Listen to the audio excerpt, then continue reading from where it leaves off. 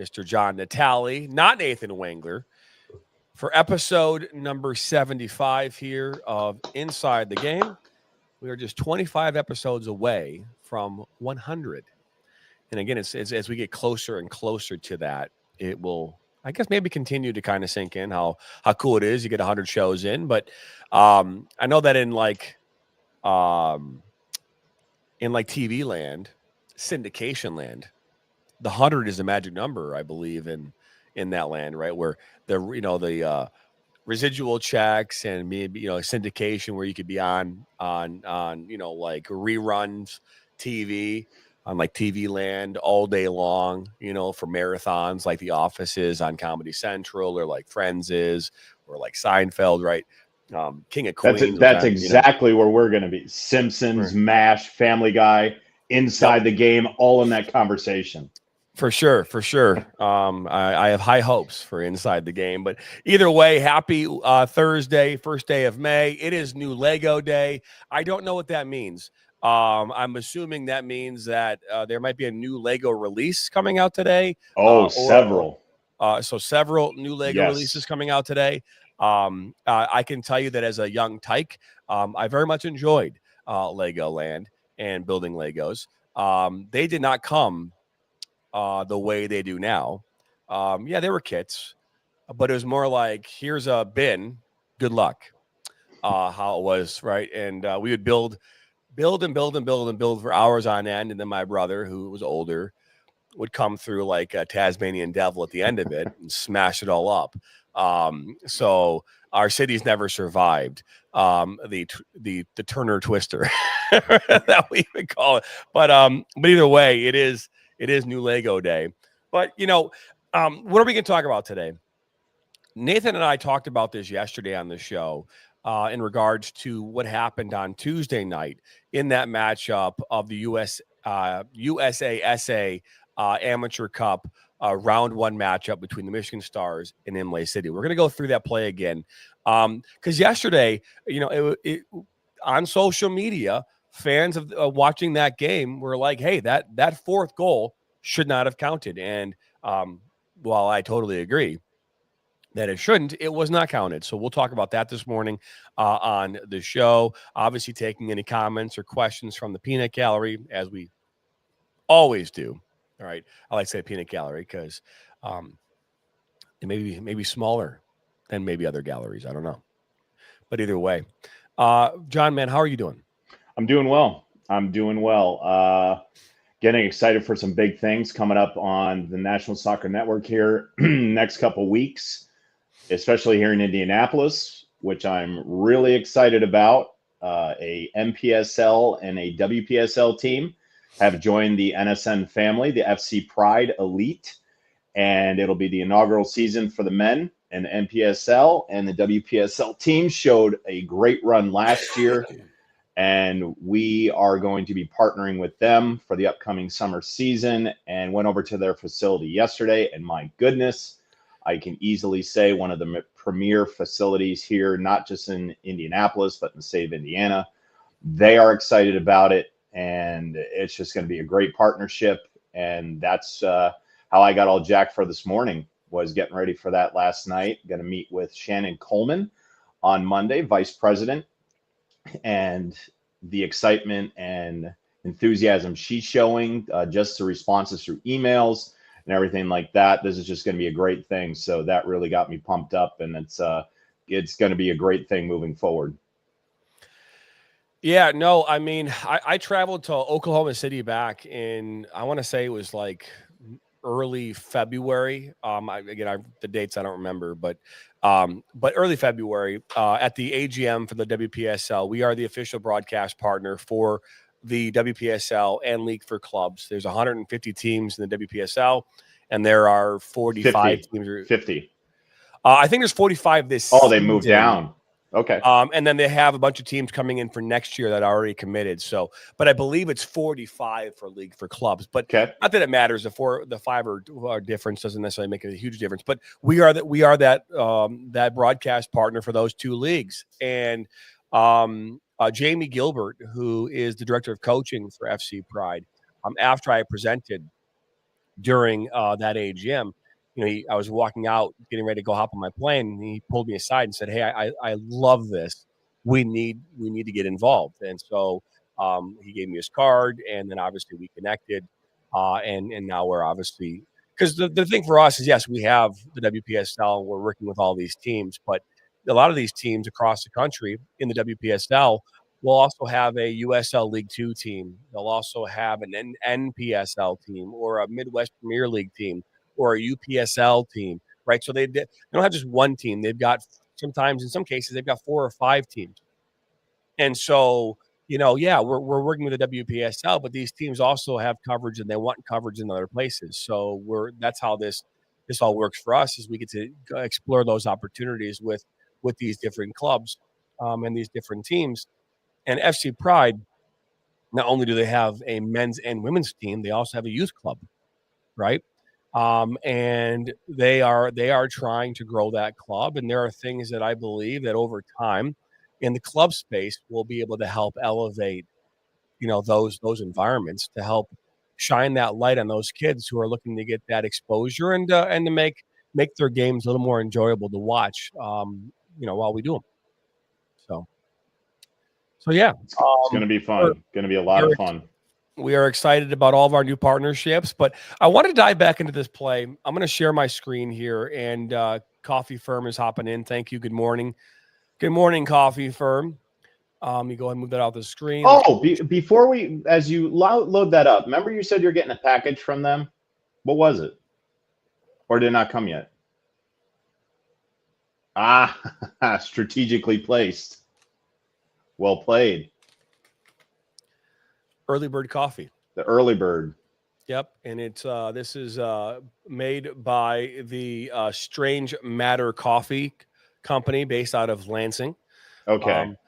Every bag of this that's sold, $5.17, is donated back to Lansing Common to help in the community, in that Lansing area. And 517 is the actual area code for Lansing. So yeah, $5.17 of every one of these bags goes to Lansing Common to help with organizing things in the community and giving back to the community of Lansing. So that's awesome. That's awesome. Bravo.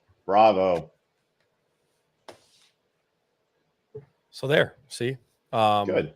We got their plug-in just like that on a Thursday morning. Good.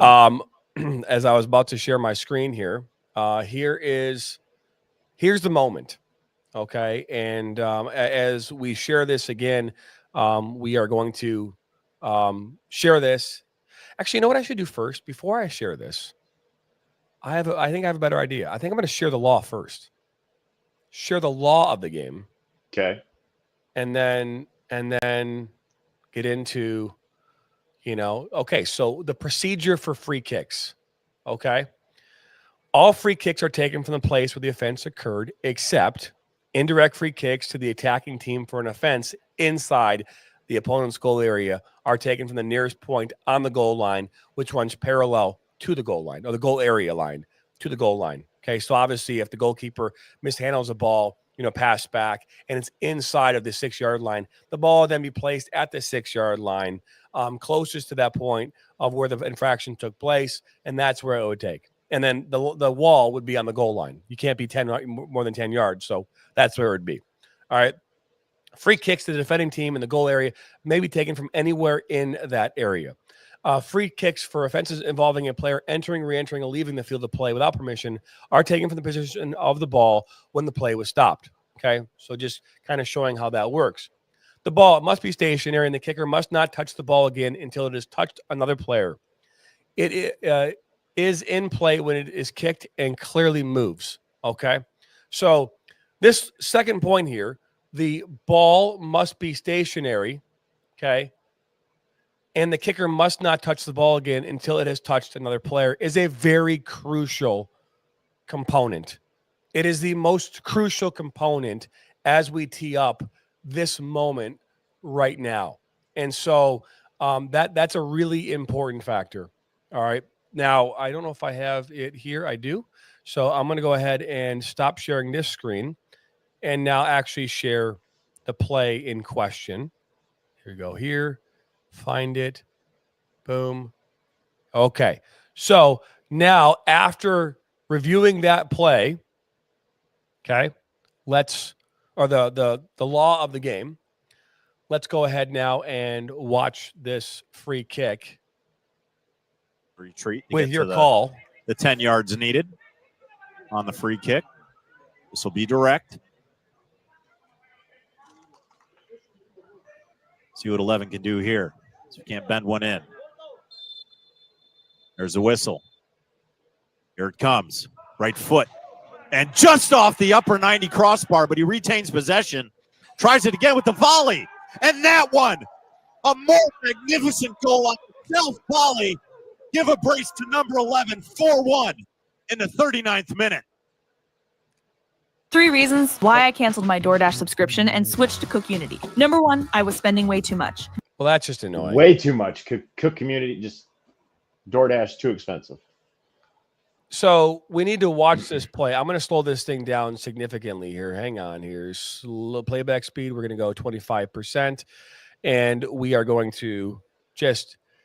So here it is in slow-mo, and you'll see it. So it comes in off the crossbar and directly back to Zaytouna.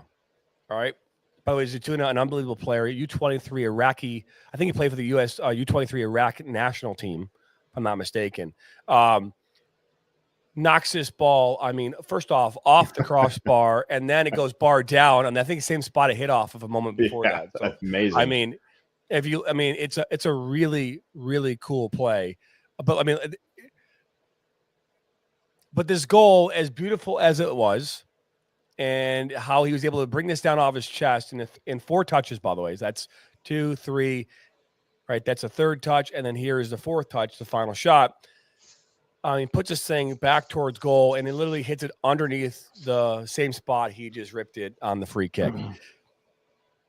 The important part to note here is, again, this part right there. Okay? Again, if we look at the law of the game, right? Law number 13. All right? This is by IFAB. Okay? All right? The ball must be stationary, and the kicker must not touch the ball again until it has touched another player. Okay? So, very important. Okay? So, there's a number of things. If after the ball is in play, the kicker touches the ball again before it has touched another player, an indirect free kick is awarded. If the kicker commits a handball offense, a direct free kick is awarded. If it happens in the box, it's a penalty shot, yada, yada, yada. So that is the law. All right. That is how the law is written, and that is how it is interpreted. So on that free kick alone, it should not have counted. All right. Now, if I look at the play for what it was, John, and where the referee was, okay, my guess, and I don't know if the referee's in frame the entire time or not, or if we're going to look. I don't see him in frame. So my guess is he's probably somewhere over here looking at the wall, right? Boom, boom, boom, right? So my guess is that he is over here. His eyes are on the wall, okay? And not, over in this area here. He probably can't see, back here. So when this ball is played and he sees the player jumping up over the, behind the wall, and then sees the ball come back off, he probably assumed that the player headed it just like I did when you made the call. Because when you said it hit off the crossbar, because we talked about this at halftime, when the ball hit off the crossbar, you said that, and then the player brought it down. I even said to you, I'm like, well, it can't be a goal then because it had to have hit off the guy's head, right? We even had that conversation. And then obviously after further review, we realized that player did not get a head on it at all. Mm-hmm. So at that point, okay, And if we watched kind of like what happens as this thing is coming to a head, referee, he's right there. You see him. He's in frame now. He's watching. He sees his player jump. Probably doesn't recognize what's happening, right? He does not stop anything. He's looking right at this player. So he is believing in that moment that this thing hit off that player's head, right? And this is a very good referee. I've seen him many, many times in Michigan and across the country. So a very good referee. This ball goes in the back of the net. What has to happen is the assistant referee over here off in the corner, you can see him right there. He runs down to the goal line to let the referee know, but he's standing at attention. Now he's showing the referee it's a good goal. This assistant referee saw it hit off the post. He saw it.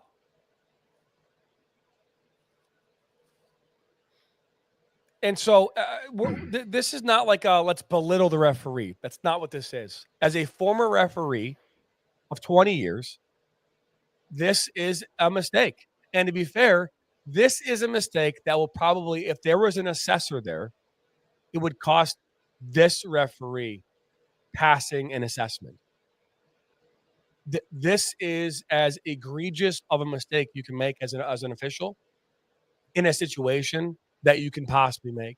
Now, in MLS land, in international soccer land, VAR would take this thing off the goal. They wouldn't even, it would be eliminated. It wouldn't even be a thing.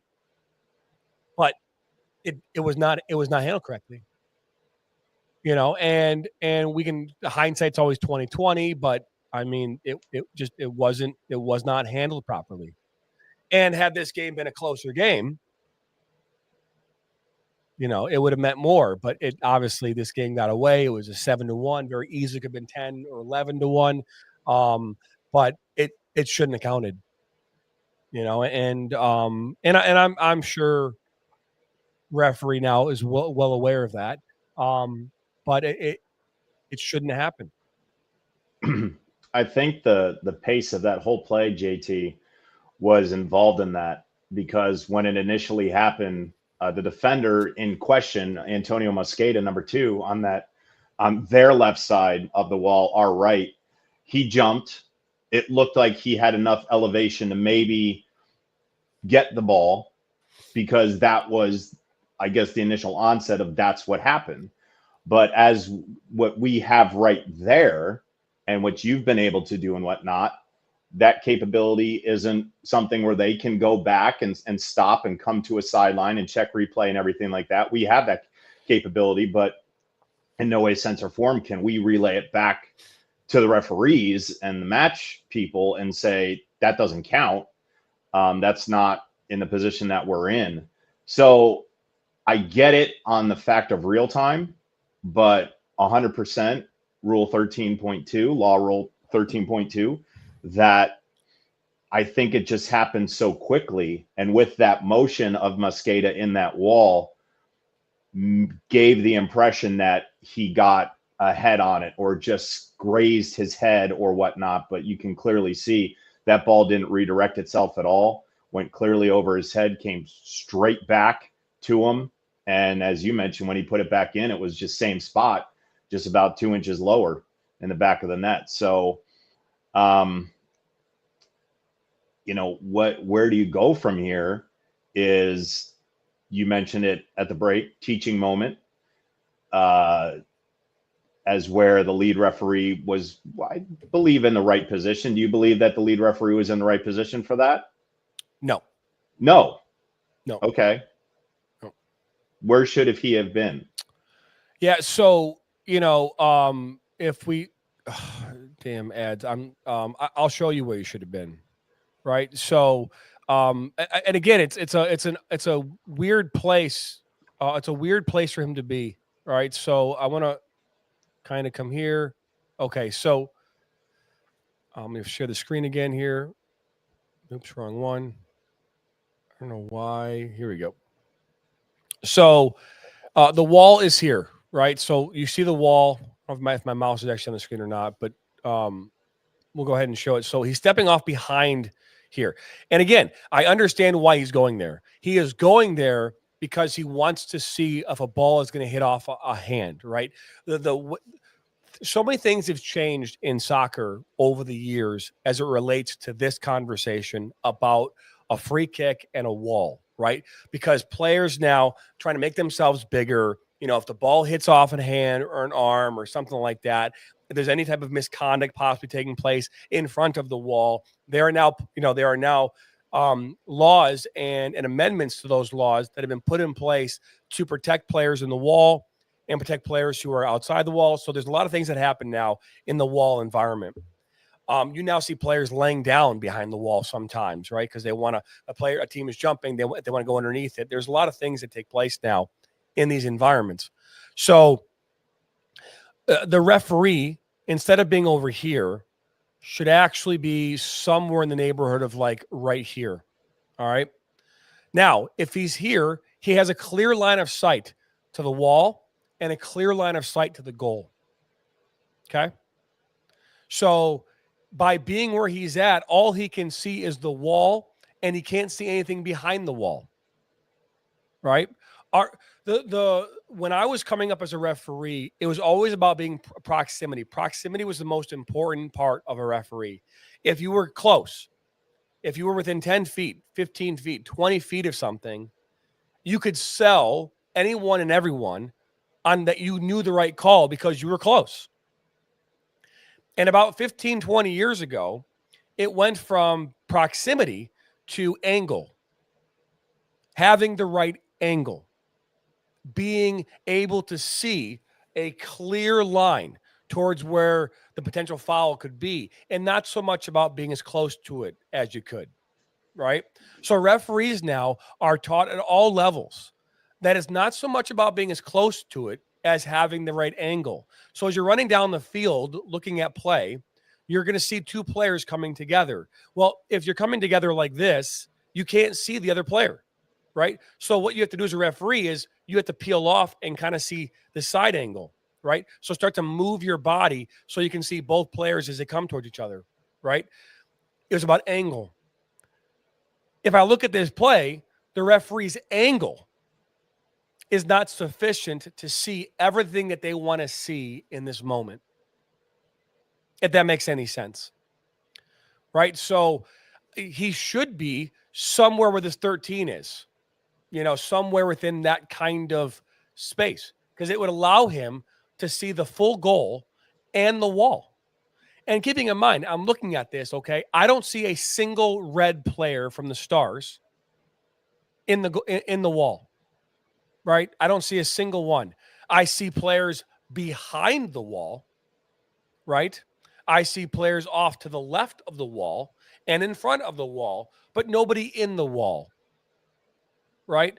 So to be here off camera over here in this spot directly behind the shot taker, the shooter, doesn't make a lot of sense based on what's happening inside the 18. So again, there are many reasons. It's 3-1 at this point. The referee can sense, I'm sure, on some level, that this game is about to get out of hand, right? And maybe that's playing into some of this. I don't know. Again, he's a very good referee, so I don't want it to seem like he has no idea what he's doing. But I don't quite understand why he's in this position, right? I don't quite understand why he's there, because that does not give him the right angle, right? I mean, he is directly behind 11, the shooter, Zaytuna, directly behind him. I don't know why he is directly behind him. I just don't, because again, if this ball skirts into the 18 and is bouncing around, he has no clear angle towards kind of being there to make a decision. So positioning definitely played a factor in this. Obviously, speed of play plays a factor.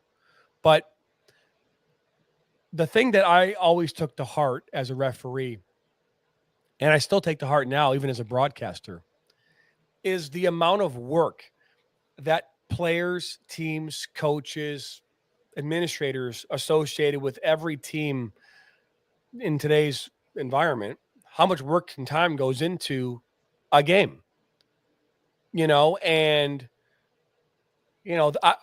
I've been a part of games as a coach and as a player where you lose.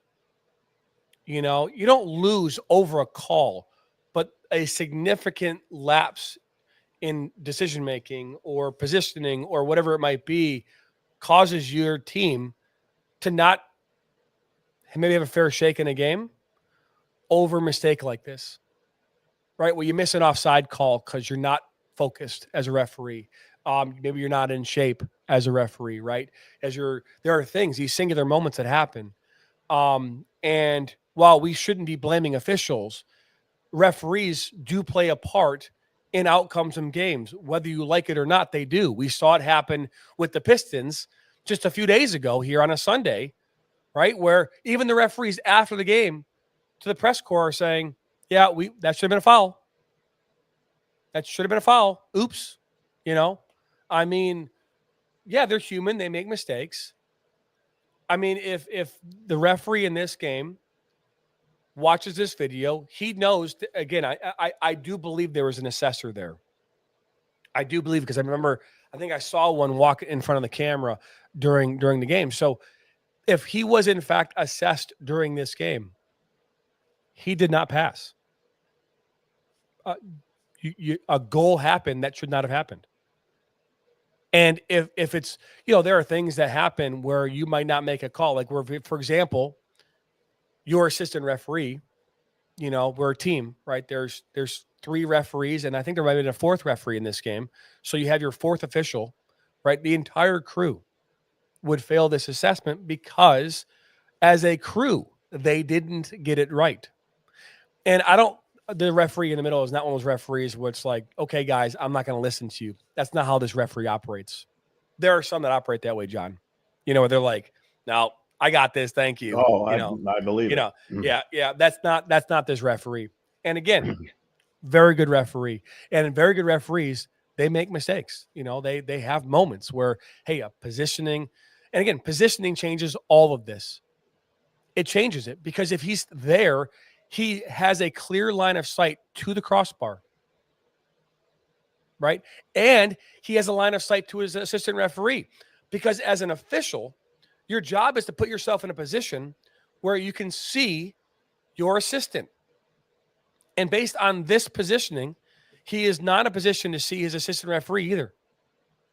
So that's how I know this is not the right positioning, because if he was here, he'd be angled in a way in which he could see his assistant, see the wall, see the goal. Right? And that would be a huge and would that have solved this problem? Maybe not. Maybe it doesn't. Maybe he doesn't see it. But again, there's a significant difference between a ball hitting off of, a crossbar than hitting off of someone's forehead. The goal moves. I mean, the goal moved. And Imlay City, you would think that they'd be like, hey, wait a second, that goalkeeper, you would think that the goalkeeper would be like, hey, ref, that ball never hit off a player. It hit off the goal. And that would have led maybe to a thing. But that didn't happen either. These players just went about business as if everything was okay. So love to have a referee chime in if I'm wrong. I'd love to hear it. Don't believe I am, but I have been wrong many times in my life. And it's only Thursday, so I'm pretty sure, But yeah, I'm curious anyone's thoughts on this. I'm curious your thoughts on this, John. You watch this game in real time, and we can talk about speed of play all day long, but this guy didn't shoot a rifle. I mean, it was a good shot. It wasn't the fastest shot I've ever seen, and it did not come off it came off that crossbar, pretty quick. Oh, and in my vantage point, and probably something I should have said, but when I saw Mosqueda go up, that was my reaction. Maybe because the way he went up, he turned his back. We didn't have the slow down or anything to go right after that. So it was getting to that moment to say, wait a second, that shouldn't be a goal. And that was confirmed by you and I. You were doing a hell of a job back in the studio producing this on that match and put it together. And said that that's not a goal. We watched it together. We slowed it down. We saw it. So,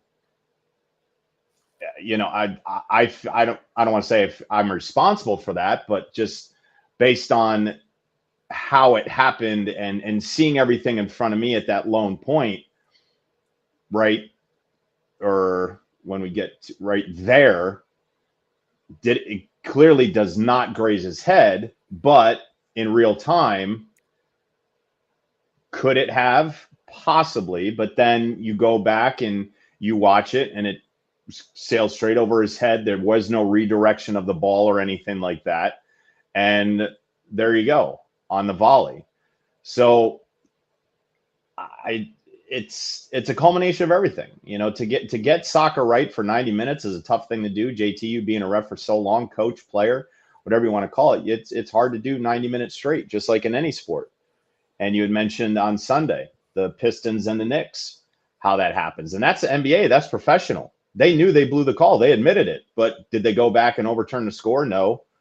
The only thing that can happen here, as you said, is the VAR to take that. If this were a USL game or MLS game or whatever, VAR would take that goal away.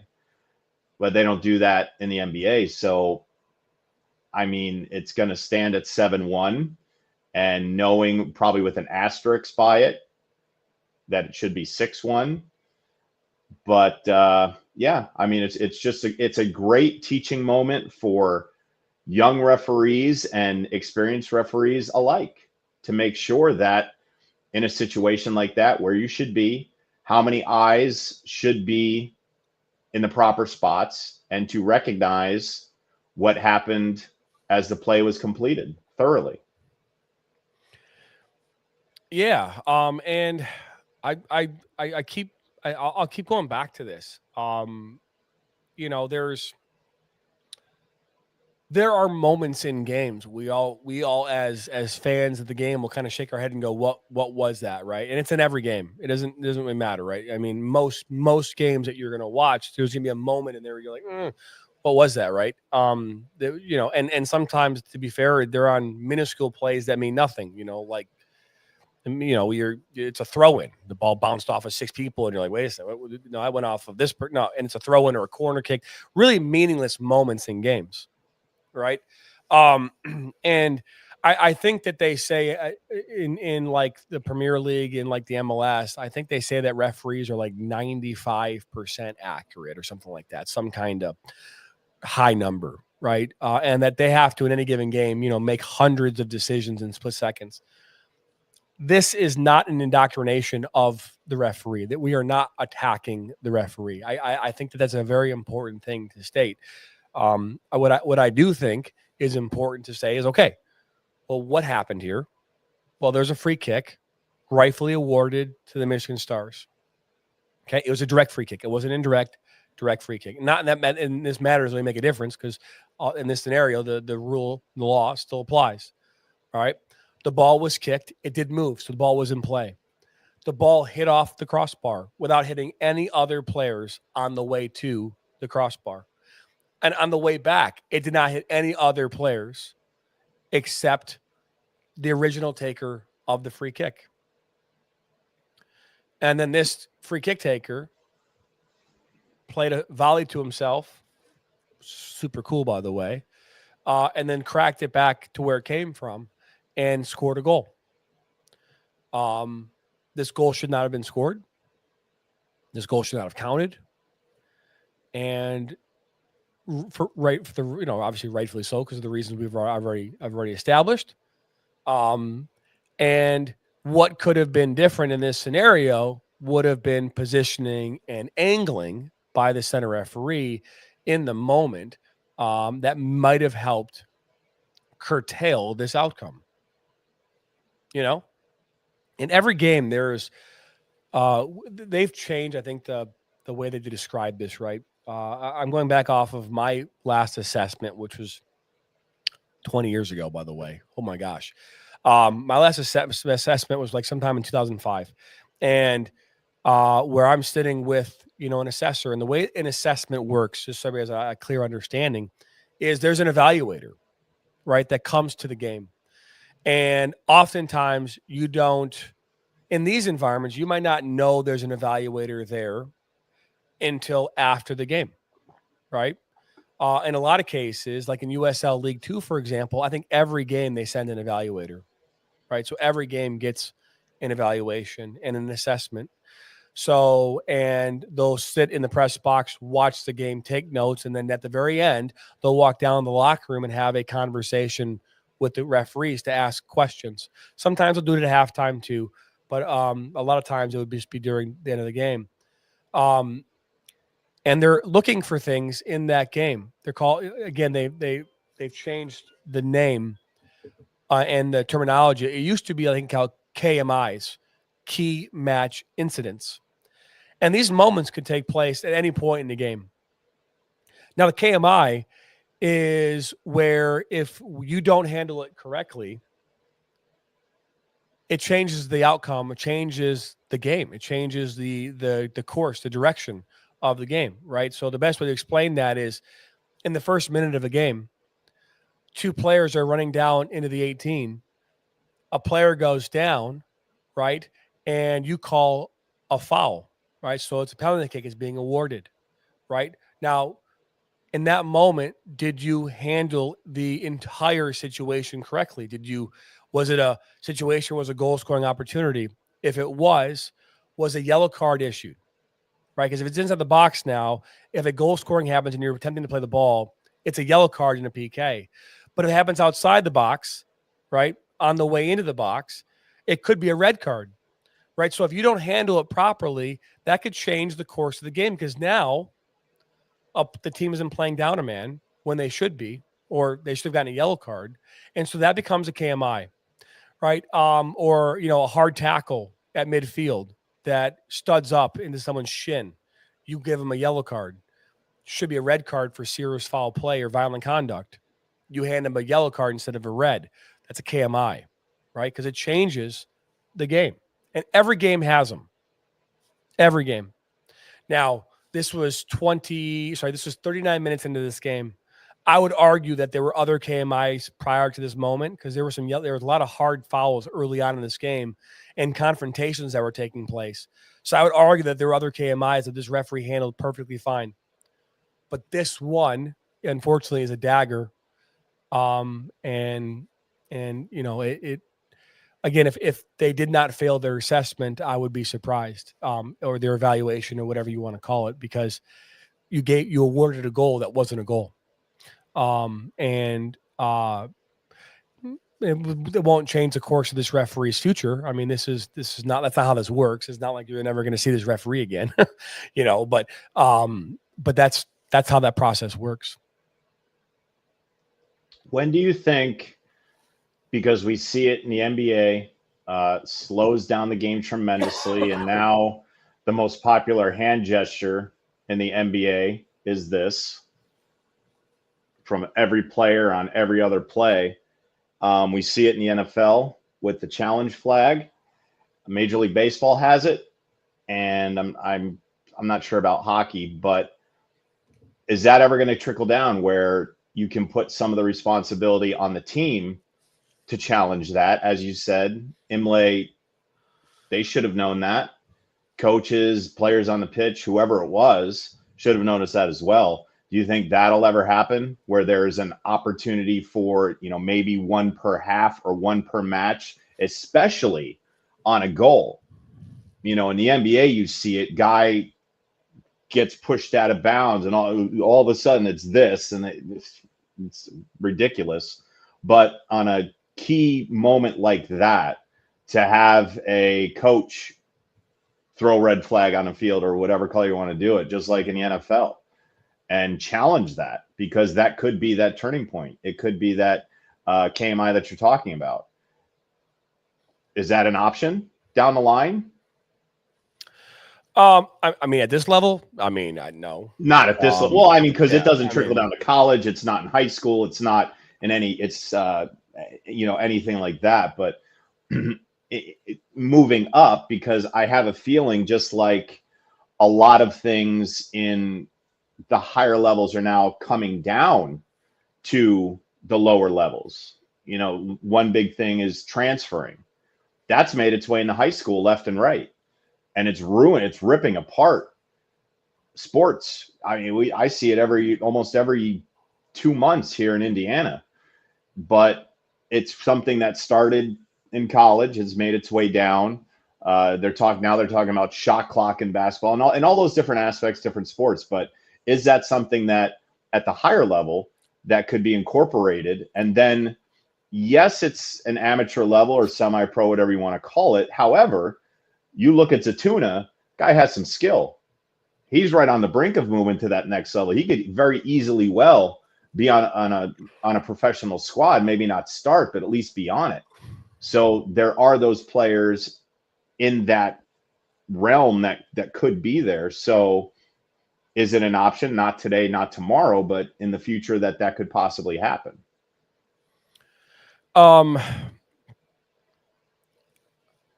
The tech needed to do it is the problem, right? You get into at Oakland University, for example, where we're the production, arm of Oakland.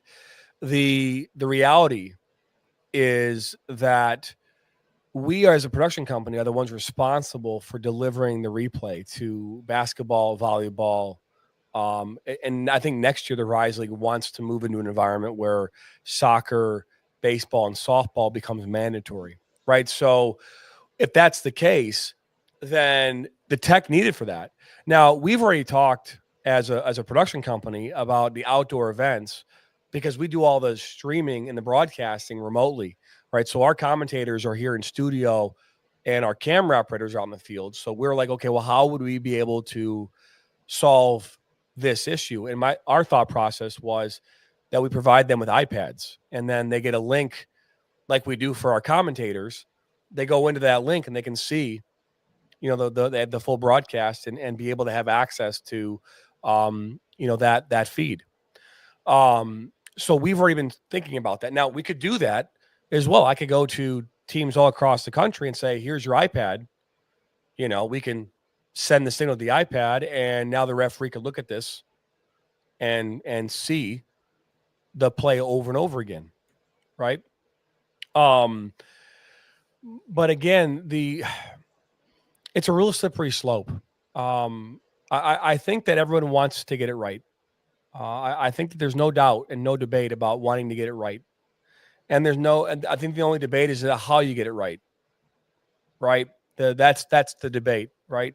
In football, in the NFL, we want to know why pass interference calls like that aren't being called or being called, why those weren't reviewable for the longest time. I do believe now they will be, right? But it's taken like 30 years to get there. And a lot of teams to lose on questionable calls for it to get there. Like what happened on Sunday in the NBA in the Knicks and Pistons, where clearly a foul should have been called. It wasn't. And because we don't have an extra challenge, because we chose to do challenges earlier in the game, now we're out of that challenge and we can't challenge that moment. Well, why do I have to challenge that moment? If it's clearly a mistake, why wouldn't the league want that to be corrected in that moment? So why hasn't it been applied like in the NFL where in the final minute of the game, if a foul happens, the discretion of the league or whatever, they can automatically review that play. Because let's be honest, if the ball had gone into the basket and rolled around the rim for 30 seconds and the buzzer goes off and it's not, whatever, that play is being reviewed automatically. But because it was a foul in the last seconds of it, it's not going to be automatically reviewed. That doesn't make sense to me. Well, it's extremely valid because you look at baskets, you look at goals in hockey, you look at touchdowns, and touchdowns at every level. They do it in college as well. Every scoring play is reviewed. I go back to when I did the Pacers Jazz game. There was a 3-point shot that was a 3-point shot. They called it a 2, but during the review, it went back to Secaucus, New Jersey in a replay center. They looked at it as play was going on, next ball stoppage. Refs comes over. Here's what happened. They hand me this sheet to say, here's the official thing. At this moment, this player took this shot. It was ruled a 2-point shot. It was actually a 3. The score is now so-and-so, so-and-so. So how they can't do that, especially in soccer, where, I mean, yes, 8 goals throughout that entire match, but 8 goals in 90 minutes, that's nothing. And the fact that goals are such an important, I mean, that's what soccer is. You can do all the best stuff in those 3/3 of the field, but that's the most important thing. So I feel that on a goal, it should take a good 2. If you got to take 2 minutes, take 2 minutes, review it, and then, okay, clear, we got it. Or, we missed that. I think I don't understand that part of it. Like how easy that would be with the lesser amount of goals. It's not every basket in the NBA. Touchdowns can go back and forth in the NFL, and runs scored in baseball. It all depends, but goals in soccer are so sporadic that it shouldn't take that long to do it at all. I don't think it's a question of its length. I think it comes down to the tech. Yes. I mean, again, for every production company out there like me, I mean, to the level that we're doing it, there's not a lot of them out there that do this, right? And to be in a position to even say, hey, look at this, and say, I mean, and again, we're not even we don't have any height here either, right? I'm not even up in the air 30 feet up. Most leagues now require you to be at least 20 feet off the ground for your games. Well, that's great if you happen to have a long pole, that can get you up in the air. You know what I mean? Like, that's great. Give me a tripod that can get me 20 feet in the air. So first off, it'll never happen. All right. It just won't. Now, when I say never, it's happening at the MLS. MLS. I don't believe there's any reviews taking place in USL Championship, as far as I know. There's not. So now, would it happen in that Division 1? Here with USL, maybe.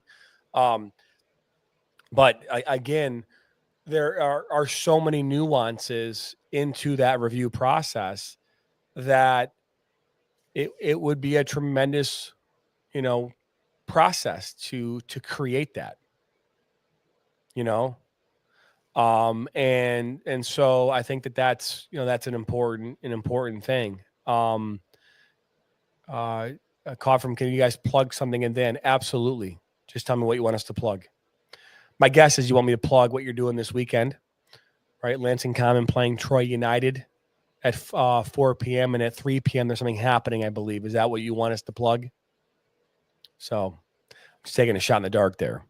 Because I do watch and pay attention to social media. So I believe there's some kind of a community thing happening at 3:00 for Lansing Common this weekend. So, but anyway, speaking of Michigan soccer, what do you have going on this Saturday at 7? This Saturday at 7. Yeah. I have no idea. You don't have a USL Championship team over there? Oh yeah, we do, but I'm not paying attention to that game. But why? Yes. Well, I mean, I've got a 7:30 Midwest Premier League game that we're doing. I know, but just roll with me on this one, JT. Just roll with me on it. You know where I'm going with it. Sure, roll with me. And where would Detroit City FC? Where do their happy travels take them this Saturday? They take them to none other than Indy 11, where they will beat you up, your team. Well, okay. End of discussion. Let's move forward, shall we? No, 7 p.m. kickoff, Michael A. Carroll Stadium, Detroit City FC and Indy 11. Are you the public address announcer for that game? I am not. I will be heading up to Fishers, the Fishers Event Center. There is a Fishers Freight football game. They're playing Quad City. It is Star Wars night. And if Peter, one of my fans out there, is watching, Obi-Wan Kenobi will be joining the festivities on Saturday night as the host, entertainer, MC for the evening. So Indy 11 has been grateful to allow me to do that, to expand the reach of the Indianapolis sports scene. and it's going to be a lot of fun. But I do miss. It's going to be a great match. I always get jacked up for doing Indy 11 games. I want to see them get back on the winning side of things. But it's going to be a great match. It's always good to have quality opponents come up there, or come down here, I should say, from where you are, and see great soccer. For sure. What was I going to say? We obviously have a full slate of games this weekend. Midwest Premier League games getting underway. We've got League for Clubs. We want to say we have the Midwest Premier League game for the Michigan Stars and Detroit Badgers this Saturday. On Sunday, we've got Green Bay Glory. They're taking on Sarnia in Green Bay. We have that game, Midwest Premier League, along with Detroit Badgers hosting Inter Detroit. So those games happening this weekend in Midwest Premier League land. We've got the also happen to have the ranking show on Sunday night, which is great. Yeah, that's what I had a feeling. So what she was talking about. Let's we will happily plug this right here. Up there it is. All right, so community kickoff schedule. Saturday, 3 to 4 is a free youth soccer clinic. Right? And they're saying it's a 3-team tournament. Commentary Niger. Well, Detroit Badgers is playing Michigan Stars. So how is that tournament taking place at the same? I guess I'm curious. Am I missing something?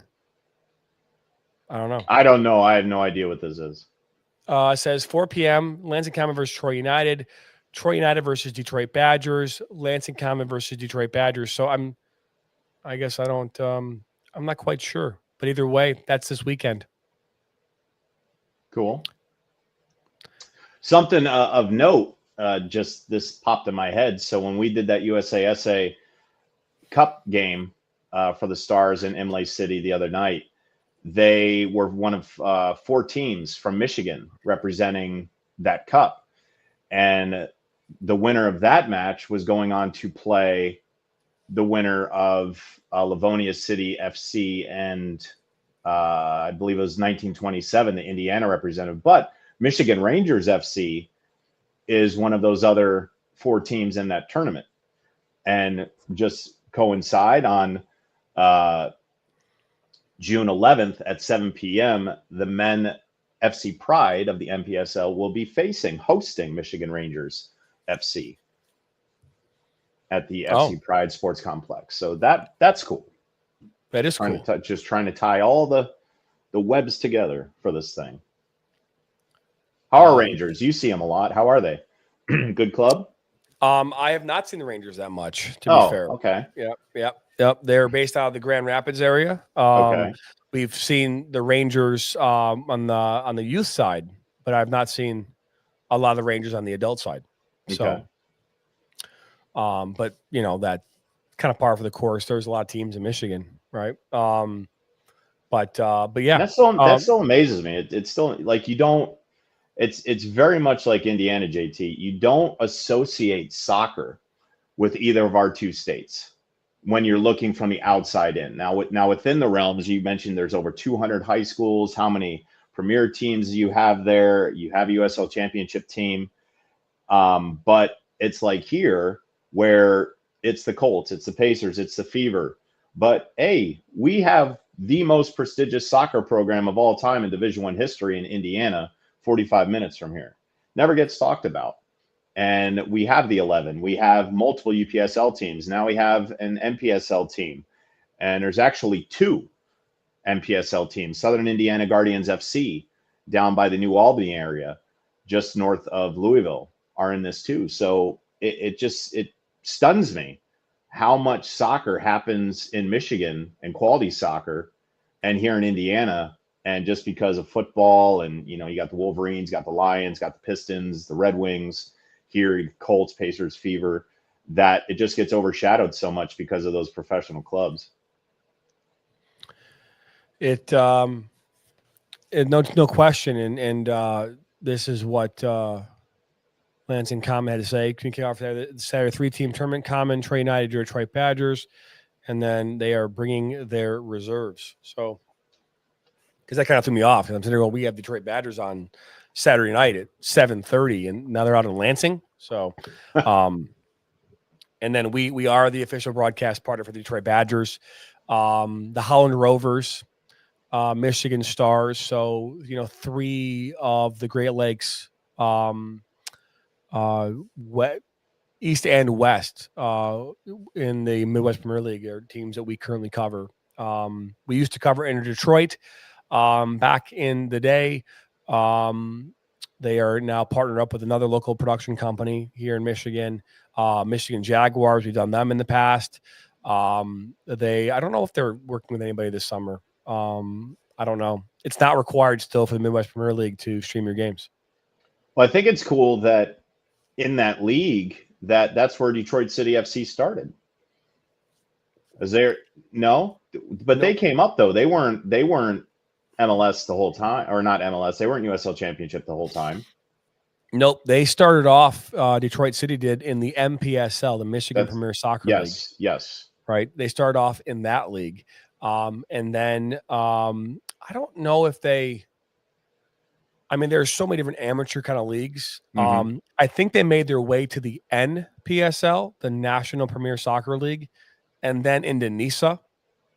And then from NISA, they went to the USL Championship. I believe that's their pathway. But grassroots from Michigan. I mean, that's always a cool story for that to happen. And I noticed that on Tuesday that they had a stint in MPSL, and that a lot of those teams in that tournament represent that, and that they just played their way forward. So that was really cool to see. And then the Detroit City, the reserves play in the UPSL. Okay. So that's where their reserves play. So the Detroit City 2, FC 2 plays in the UPSL. Mm-hmm. United Premier Soccer League in that Midwest East Conference that we currently have Detroit Metro FC in that league. So yeah. So there's and again, I would love to have the entire Midwest Premier League having games streamed on our platform and us being part of that process. The league has made it clear that that's not something that they have an interest in pushing teams to do. I understand why teams want to direct people to their platform. I understand it. Because up until a number of years ago, that's what you had, right? You have these league deals where teams are forced to do something, and then that thing goes belly up, right? And then you're stuck. So a lot of teams have a lot of trust issues with organizations like mine, where we come in and say, hey, stream your stuff to our platform. Let's get it on there and create a home. It used to be 11 Sports. 11 Sports was like the thing. Then it turned into, another thing, and then it went belly up. It's no longer in existence. And so I understand why teams they're very hesitant and have this, this mentality that we don't want to send streams, to places that aren't ours, and they want to be more, take ownership of that. All we're saying in our world is that let's build this really cool thing together, right? And really, really kind of grow the game of soccer. You can definitely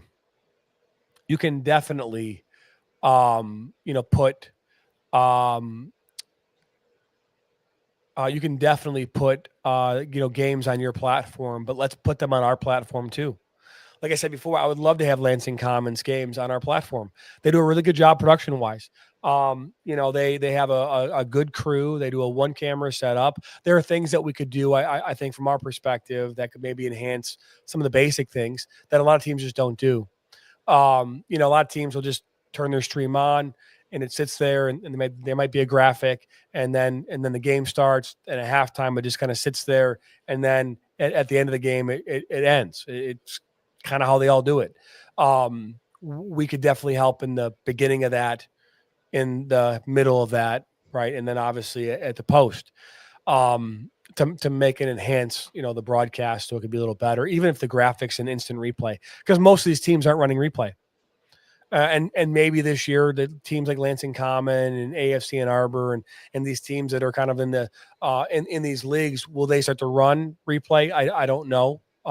It's not as easy as it sounds. Replay is a process, right? And it's taken us 4 years and 2,000 games to really kind of get it to a science where, now every game that we do will have hopefully replay in it. And in a way in which it's really cool to watch, So the coffee firm is saying that they had an NPSL start. So maybe they weren't playing in, I thought they played in the NPSL originally because I could have swore, or like MUSL, Michigan United. There's a couple leagues there that are more geared towards it's the competitive landscape, but it's not like these other leagues where you're fighting for, you want a league title, but it's you're going out there to get exercise almost. It's not the same thing. MPSL would kind of fit into that category. You know what I mean? MUSL would, but they're saying they started in the MPSL. So, but either way, but that's a wrap here on number 75. We appreciate you stopping by and being a part of this. Nathan Wengler was off doing baseball today, so he is doing that for the WAC. But we'll be back at this again tomorrow for episode number 76. I want to thank John Natale for stopping by again, once again here on this Thursday. Don't forget, subscribe, like us, share this with your friends and family, and make sure you come back here again tomorrow morning, same time, same place, right here on Inside the Game.